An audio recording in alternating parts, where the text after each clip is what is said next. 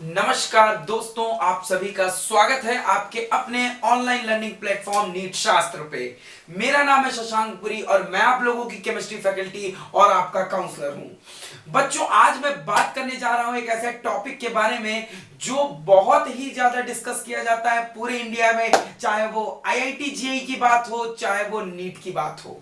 बच्चों, एक बहुत बड़ा सवाल होता है पेरेंट्स के मन में और बच्चे के मन में कि वो कोटा जाए या ना जाए। अब जैसा कि हम जानते हैं कि जो कोटा शहर है वो राजस्थान में स्थित है, चंबल नदी के किनारे, और उसको कह सकते हैं एंट्रेंस एग्जाम्स का मक्का या जेरूसलम बोला जा सकता है। पूरे देश भर से वहां पे बच्चे आते हैं और अपने सपनों को पूरा करते हैं।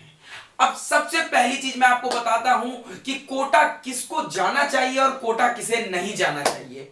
तो बच्चों, अगर मान लीजिए आप लोग किसी भी एक चीज के लिए डिसिप्लिन नहीं रह पाते हैं, जैसे अगर मान लीजिए आप लोगों ने कोई ऑनलाइन प्रोग्राम ज्वाइन किया किसी भी प्लेटफॉर्म का, अगर आपने कोई ऑनलाइन प्रोग्राम ज्वाइन किया और आप उस प्रोग्राम का भरपूर फायदा उठा रहे हैं, लेकिन ठीक से प्रॉपर टेस्ट का माहौल ना होने की वजह से, प्रॉपर वो एटमॉस्फेयर, वो कॉम्पिटिटिव एटमॉस्फेयर ना होने की वजह से आप लोग उतना एक्सेल नहीं कर पा रहे हैं अगर, तो आपको कोटा जाना चाहिए।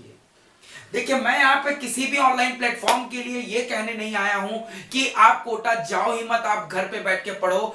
किसी की राय नहीं लेनी है बच्चों, क्योंकि जो राय होती है ना किसी की, वो राय उस इंसान के हिसाब से आपको दी जाती है। वो आपको ध्यान में रख के नहीं राय देता है। वो आप कैसे प्रेशर को हैंडल कर सकते हैं, आपके पढ़ने का अप्रोच क्या है, उसके बेसिस पे कोई थर्ड पर्सन आपको राय नहीं देता। उसको क्या सही लगता है वो चीज वो आपको राय में देता है। तो आपको किसी से राय नहीं लेना, बस आप एक चीज देखिए, क्या आप खुद से ये सवाल पूछिए कि क्या आप रोजाना 6 घंटे बिना किसी डिस्टरबेंस के खुद की पढ़ाई पे दे सकते हैं, सेल्फ स्टडी पे दे सकते हैं या नहीं।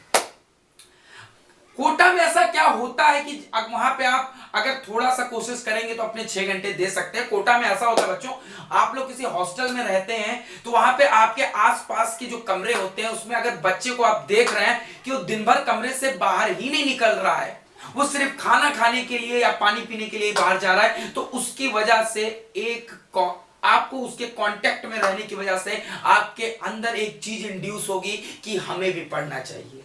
लेकिन अगर आप लोग ये चीज घर पे कर सकते हैं, अपने बेडरूम में, अपने कंफर्टेबल बेडरूम में बैठ के ये चीज कर सकते हैं, तो गो ऑन बच्चों, आप लोग अपने होम टाउन में रह के ऑनलाइन एजुकेशन के मदद से अपनी तैयारी को जारी रख सकते हैं। लेकिन अगर आपको इसमें प्रॉब्लम आती है, डिस्टरबेंस आती है, घर का माहौल उस तरह नहीं है, या आपको कंपटीशन का इन्वायरमेंट चाहिए, तो आप लोग बाहर जरूर जाएं।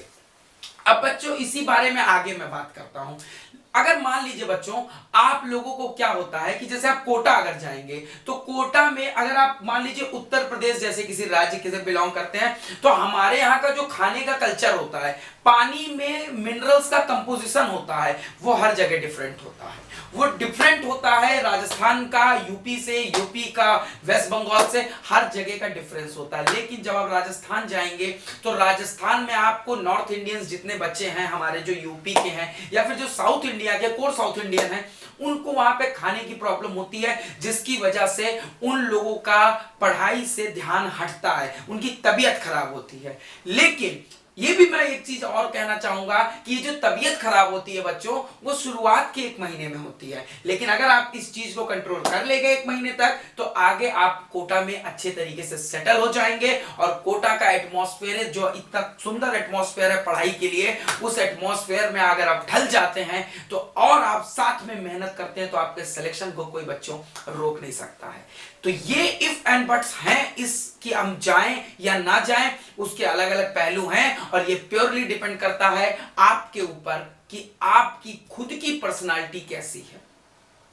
आपकी पर्सनालिटी है, फोकस्ड पर्सन है आप किसी चीज को जो ठान ले वो कर सकते हैं बिना किसी एक्सटर्नल प्रेशर के। जैसे कि हम लोग केमिस्ट्री में पढ़ते हैं टेम्परेरी इफेक्ट और परमानेंट इफेक्ट। तो टेम्परेरी इफेक्ट में जब कोई रिएजेंट अप्रोच करता है तब पाई बॉन्ड शिफ्ट होता है इलेक्ट्रोमैग्नेटिक में, और रेजोनेंस और इंडक्टिव में बिना किसी रिएजेंट के इलेक्ट्रॉन का शिफ्ट होना शुरू ही रहता है। ठीक है, तो उसी तरह अगर आप बिना किसी एक्सटर्नल प्रेशर के, बिना किसी माहौल के आप पढ़ सकते हैं, आप अपने आप को फोकस रख सकते हैं, तो जरूर आप अपने घर पे बैठ के तैयारी कीजिए। 4 या 5 महीने नीट के लिए भी बचा हुआ है, 4 महीने के आसपास आप उसमें अपना 100% दे दें और आप जरूर सिलेक्ट होंगे। लेकिन अगर आप थोड़ी सी भी इन चीजों में प्रॉब्लम आती है बच्चों, थोड़ी सी भी प्रॉब्लम आती है, तो जरूर आप कोटा जाएं।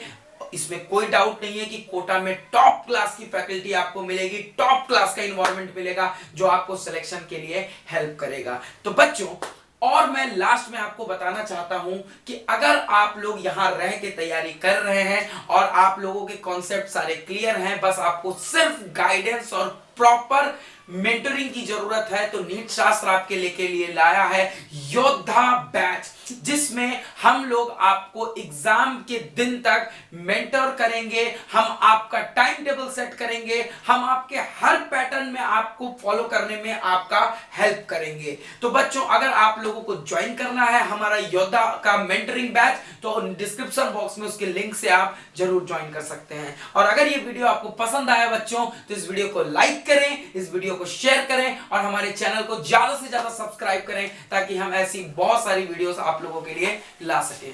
धन्यवाद।